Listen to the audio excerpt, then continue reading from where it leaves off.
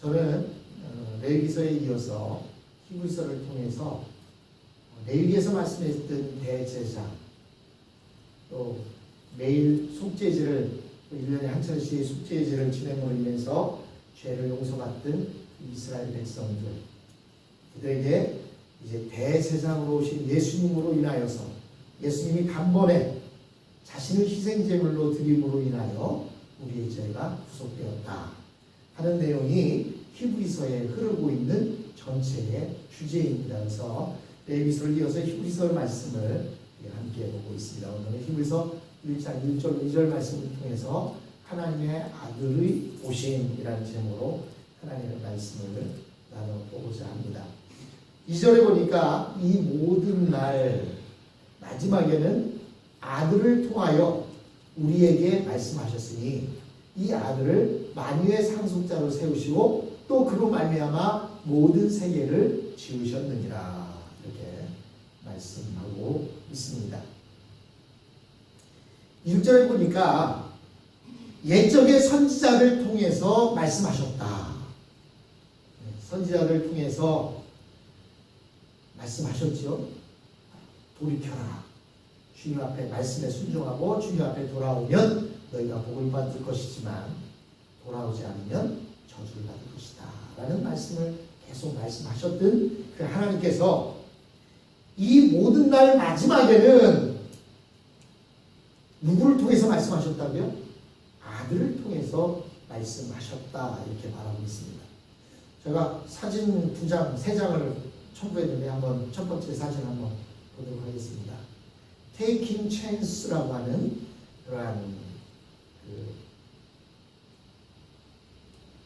포스터인데요. 2009년도에 개봉한 영화라고 합니다.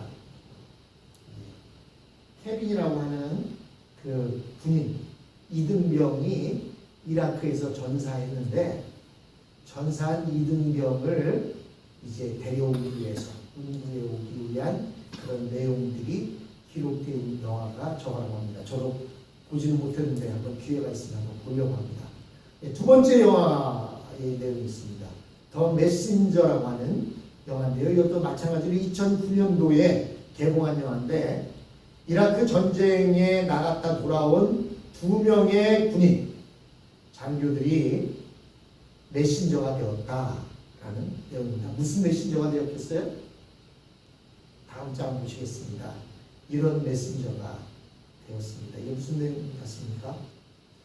이라크의 전쟁터에 나갔다가 전쟁터에서 사망한 그 병사들, 이 병사들에 대한 소식을 가족들에게 전해주어야 되는데 그 가족에게 전할 때에는 반드시 장교가 동행해서 제복을 입고 2명이 함께 가서 이렇게 소식을 전합니다. 이 소식은 무슨 소식이에요? 당신의 사랑하는 아들이, 사랑하는 딸이 전쟁터에서 나라를 위해서 애쓰고 수고하다가 전사했습니다 라고 하는 내용을 전한다 하는 그런 이야기입니다. 계속해서 여러 가지 고뇌와 그런 것들을 표현한 영화라고 합니다. 저도 이 영화를 보지 못했습니다. 기회가 되면 보려고 합니다. 사실 전쟁터에 보낸 그 자식을 기다리는 부모에게 제복을 입은 군인이 배를 놓고 하는 딱 순간, 지금 보십시오. 앞에 털썩 주저앉은 그 부모의 모습이 보이지 않습니까? 그래서 사실 전쟁터에 보낸 군인을 보낸 자식을 보낸 부모들은 매일같이 기도하며 마음을 조입니다. 그래도 저 제복을 입은 군인이 오지 않으면 그래도 오늘도 살았구나 이렇게 생각을 한다는 거예요. 근데 저렇게 제복을 입은 군인이 딱 오는 순간 가슴이 철렁 내려앉고 그런 고통을 받고 온다. 이렇게 소식을 전하는 자들은 슬픈 소식을 전하는 저런 메신저가 있는 반면에 기쁨의 소식을 전하는 메신저가 있습니다. 천사에게는 여러 종류의 천사들이 있다고 해요. 우리가 잘 아는 천사는 2명의 이름을 잘 압니다. 또 한 명, 3명 정도는 알겠네요. 첫 번째 천사는 천사장 미카엘이라고 하는 천사장을 알 것입니다. 이는 천사의 우두머리, 그래서 천사장이라고 얘기합니다. 그리고 소식을 전하는 천사가 있어요. 누구죠? 가브리엘이라는 천사, 게브리엘이라는 천사. 누구 손자 이름도 그런 손자 이름이 그런 이름인 것 같은데 손자가요. 가브리엘이라는 천사가 있어요. 이 사람은 소식을 전하는 천사입니다. 그리고 또 하나 이름을 아는 사람이 있는데 타락한 천사. 이름이 뭐예요? 루시퍼라고 하는 또 하나의 천사가 있습니다. 사탄이 되었죠. 하나님께서는 옛날에는 선지자들을 통해서 말씀을 전하셨어요. 그러다가 하나님께서 직접 어떤 말씀을 전하기 위해서는 천사를 보냈어요. 그래서 천사를 통해서 말씀을 하게 합니다. 그래서 너에게 기쁜 소식이 있는데 하나님의 아들이 이 땅에 오신다는 것을 전하는 가브리엘 천사가 있습니다. 근데 오늘 본문에 보니까 이 모든 마지막 날에는 아들을 통하여 우리에게 말씀하셨다. 옛적에는 선지자를 통해서 말씀하셨다. 그리고 때때로 천사들을 통해서 말씀하셨어요. 그래서 4절부터는 보면 그가 천사보다 훨씬 뛰어남 하면서 천사와 그 예수님을 비교하는 장면이 나옵니다. 그런데 이 모든 날 마지막에 아들을 통하여 우리에게 말씀하셨다. 무엇을 말씀하셨어요? 이 아들을 만유의 상속자로 세우시고 또 그로 말미암아 모든 세계를 지으셨느니라 라고 이렇게 말씀하십니다. 우리가 어떤 사실을 전할 때에 종종 요즘 보이스 피싱이라는 것이 있습니다. 뭐 미국에서는 스팸 메일이라고도 하고 또 전화로 오는 보이스 피싱이라는 게 있어요. 그게 뭐냐면 네, 여기는 아이얼랜드에 즉 그 세무서인데 당신이 세금을 몇천 불을 더 냈어. 그러니까 당신 구자를 불러주든지 내가 구자를 불러줄 테니까 거기다 그 세금을 언제까지 납부하시오. 만약 그때까지 납부하지 않으면 페널티가 붙어서 또는 구속이 될 수도 있습니다라는 그런 전화들을 종종 받는다고 해요. 그러면 좀 뭔가 찔리는 사람들이 종종 있겠지요. 예? 내가 세금을 조금 덜 냈었는데 어떻게 그걸 알고 이렇게 전화를 했을까? 그래서 그 어카운트에 돈을 보낸다든지 또는 내 어카운트 번호나 소셜 번호를 알려줌으로 인해서 내 어카운트에 있는 돈이 사르르 빠져나가는 일이 생긴다고 합니다. 이렇게 중요한 것은 전화를 할까요? 안 할까요? 절대로 전화를 안 합니다. 반드시 그 세금국의 그 직인이 지킨 레러를 발송해서 그 레러를 통해서 당신이 이런 저기를 안 냈는데 만약에 이의가 있으면 뭐 전화 몇 번으로 전화하든지 아니면 당신이 이 부분에 대한 세금을 더 내시오 라고 메일이 와요. 근데 종종 그런 전화를 받고 돈을 보내는 사람도 있는 거예요. 그것을 보고 보이스 피싱이라고 합니다. 말로 낚았다, 고기를 잡았다. 그래서 보이스 피싱이라고 합니다. 미국에서도 그런지 모르겠어요. 그 말로 쓰는지. 중요한 것은 편지로 보내든지. 그보다 더 중요한 것은 중요한 일은 이렇게 장교들이 인편으로 그 사망 통지서를 들고 간다든지. 중요함의 경중을 따라서 이렇게 달라집니다. 그리고 많은 군인들이 전사했을 때에는 대통령이 온 국민 앞에 반성 앞에 서서 사과의 방송을 합니다. 이라크 전쟁에서 수많은 병사들이 이렇게 죽었다. 참 안타깝다. 죄송하다. 다시는 그런 일이 일어나지 않도록 하겠다.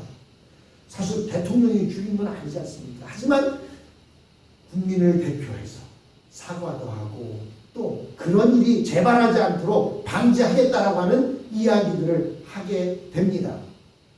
즉 그것이 얼마나 중요하냐에 따라서 누가 메신저로 왔느냐에 따라서 보면 이것이 얼마나 중요한 일인가를 알 수가 있는 것입니다.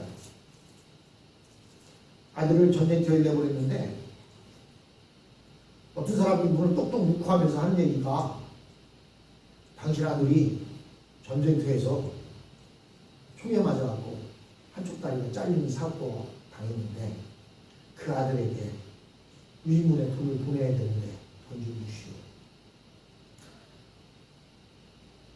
그게 가능한 일입니까? 그런데요, 사실 가능한 일이 아니면서도 그런 이야기를 듣는 순간 전쟁터에 자식을 보낸 부모는 너무나 마음이 내려앉고 가지고 있는 캐시를 다 긁어 모아서 빨리 이거 가지고 가서 전해주고 상황이 어떤지 우리에게 알려주십시오라고 이야기하는 사람들이 생긴다. 하지만 그런 중차대한 일들은 그냥 일개 개인에게 소식을 전하지 않는다는 것입니다. 그렇다면 하나님이 왜 예수님을, 당신의 아들 예수님을 우리에게 보내셔서 아들을 통하여 우리에게 말씀하셨을까요? 이것은 보통 중요한 일이 아니라 그냥 보통 중요한 일 같으면 선지자들을 통해서 말씀하시고 더 중요한 일 같으면 천사들을 통해서 말씀하셨는데 얼마나 중요한 일인지 아들을 보내셔서 아들을 통하여 말씀하게 하셨다 이렇게 얘기합니다. 이러므로 하나님께서 인간의 문제를 위해 자기의 아들을 직접 이 세상에 보내신 것은 엄청난 사건이 아닐 수가 없습니다. 우리는 하나님의 아들이 세상에 오신 것에 대해서 크게 두 가지 의미로 생각해 볼 수가 있습니다. 하나는 하나님께서 결코 우리 인간의 문제를 가볍게 보지 않는다는 사실입니다.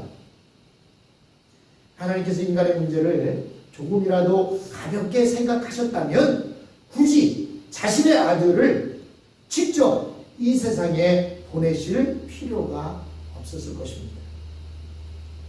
하나님께서는 우리 인간의 문제를 또 인간을 너무나도 귀하게 생각하셨기 때문에 가장 중요한 아들을 직접 우리에게 보내주셨습니다. 만일 그렇지 않다면 천사 중에 하나라든지 또는 천사 중에 계급이 높은 천사를 보내도 충분했을 것입니다.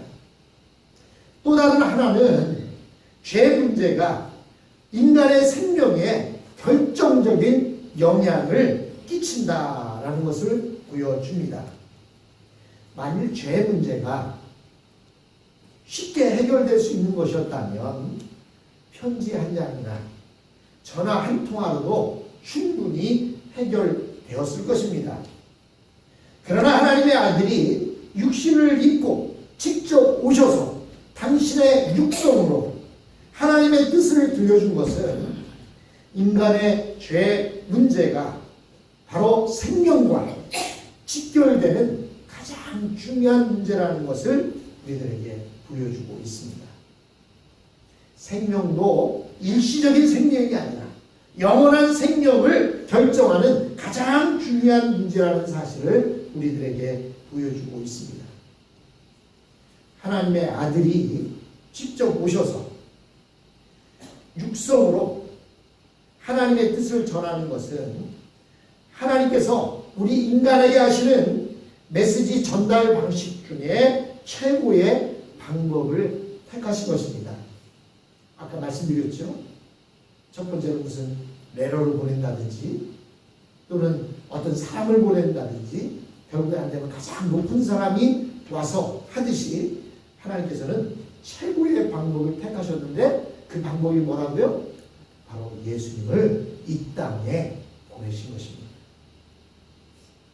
그러기에 예수님께서 오셔서 육성으로 전하신 하나님의 뜻보다 더 중요한 것은 없습니다.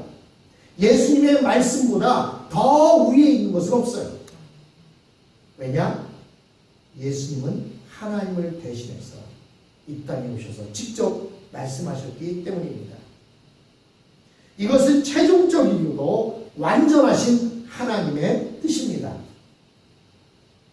그리고 이것만 해도 대단한데 예수님은 그 몸을 가지고 예루살렘에 가셔서 직접 십자가 위에서 달려 죽으심으로 모든 인간의 죄를 대신 담당하셨습니다.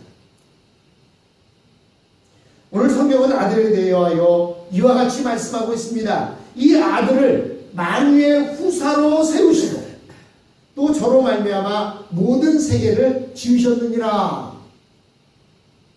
우선 아들은, 하나님의 아들은 피조물이 아니라 하나님이십니다. 이 세상의 모든 것들은 피조물입니다. 지구도 피조물이고 사람들도 피조물이고 천사도 피조물이고 마귀도 피조물입니다. 여기서 피조물이라는 말은 하나님이 만드신 대상이다 이런 뜻입니다. 누군가가 만든 것이라는 것이죠. 즉 하나님이 만든 것, 그것을 보고 피조물이라고 이야기합니다. 사람을 예로 들어 말하면 여러분이 책상이나 의자를 만들었다고 생각해 보세요. 또 여러분 텃밭에 토마토나 가지나 고추나 깻잎을 심었다고 생각해 보세요. 이런 것들이 마음에 들지 않으면 어떻게 합니까? 책상 그냥 불에다 태워버리거나 뗄감으로 써도 누가 뭐라고 하는 사람 없습니다. 그렇죠? 내가 만든 내가 텃밭에 토마토가 잘 안 달려. 그 토마토 뽑았다고 해서 무슨 수갑채로 데려가거나 붙잡아 갑니까? 그러지 않아요. 왜? 내가 심은 거고 내가 만든 것이기 때문에 그렇습니다. 또 이것들은 왜 마음대로 뽑을 수가 있고 만들 수가 있느냐? 그것은 재료만 있으면 얼마든지 똑같은 것을 다시 심거나 만들 수가 있기 때문입니다. 사람이 책상을 무서웠다고 사용을 당하지는 않습니다. 왜냐하면 사람의 생명은 책상과 비교할 수 없기 때문입니다. 하지만 인간은 생명을 만들 수 없습니다. 요즘 그러죠. 인공수정으로 해서 사람을 만들고 복제로 해서 사람을 만듭니다. 네, 복제로 사람을 만들 수는 있습니다. 있겠지요. 그러나 복제하기 위한 그것은 어디에서 나오냐는 것입니다. 누가 만들어놨냐는 것입니다. 빅뱅을 통해서 천지가 무슨 갑자기 산소와 수소와 여러 가지가 막 복합되어갖고 뻥 터져갖고 지구가 만들어졌다. 그러면 그 산소와 수소 이런 것들은 누가 만들었냐는 것입니다.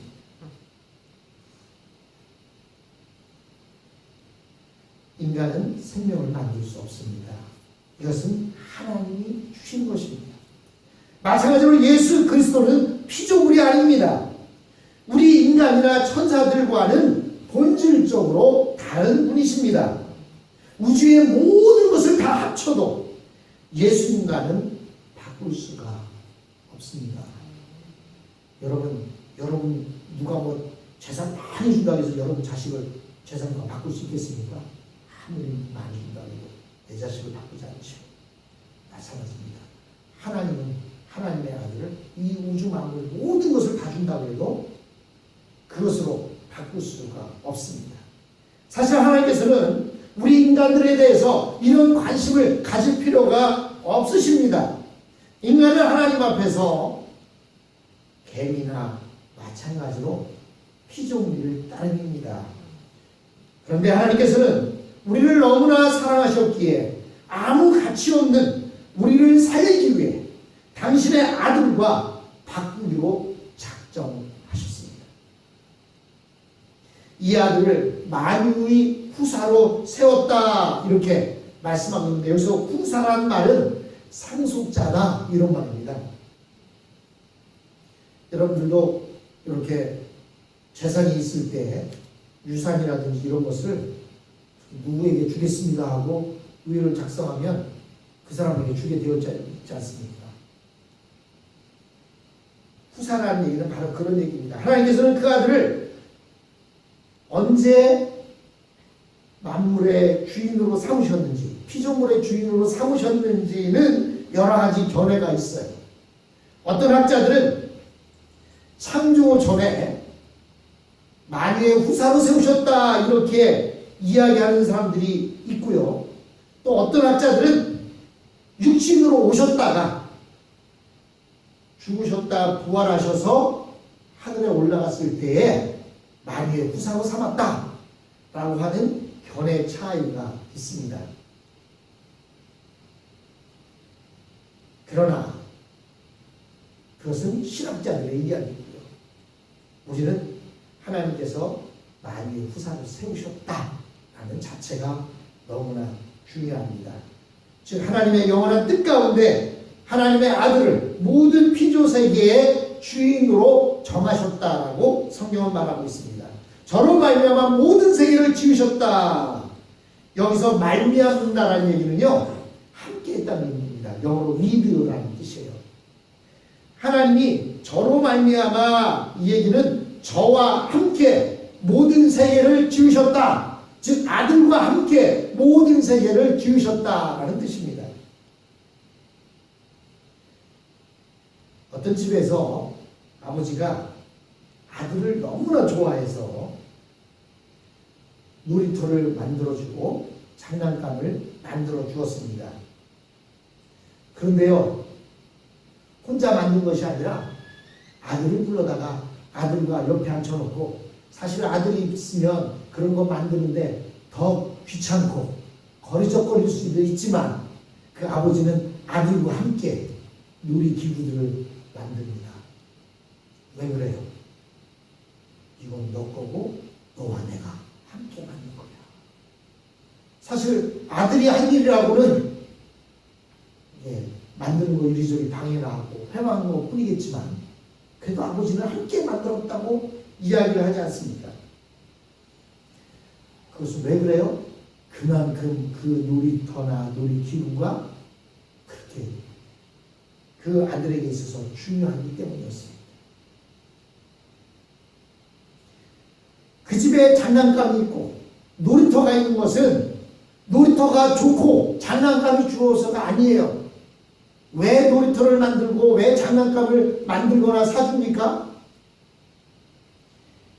그 집에 그런 것이 있는 것은 그 모든 것이 아들 때문에 있는 것입니다. 아들이 없으면 소용없어요. 아무런 의미가 없습니다. 마찬가지로 하나님께서 이 세상의 모든 것을 만드실 때에 아들을 위해 모든 것이 아들을 기쁘게 하며 아들과 함께 하나님의 기쁨이 되도록 하기 위해서 만드셨다는 사실입니다. 즉 피조세계를 만든 것은 하나님께서 아들과 함께 기뻐하기 위해서 만드셨다는 사실이에요. 근데 이 피조세계가 아들이 없다면 아무 쓸모가 없는 것이 됩니다. 여러분, 자식이 없는데 장난감 열심히 만들어 놓고 쏴두면 뭐 하겠습니까? 그래서 어릴 때 그 잘 갖고 놀던 것들 크면 그거 그라지 세일에 내놓고 또는 교회로 가져와서 이거 그라지 세일을 파세요 하고 내놓지 않습니까? 왜? 아들이 그거 안 만지니까 소용이 없어요.